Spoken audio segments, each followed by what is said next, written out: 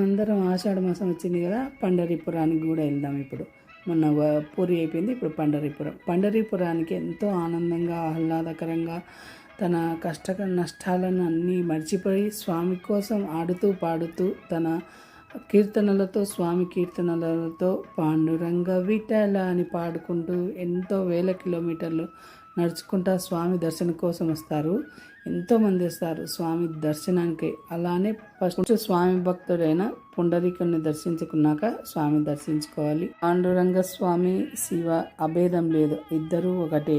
పైన తలపైన ఉండే ఆ ఆకారం, ఆ కిరీటం ఆకారం శివలింగం అంట.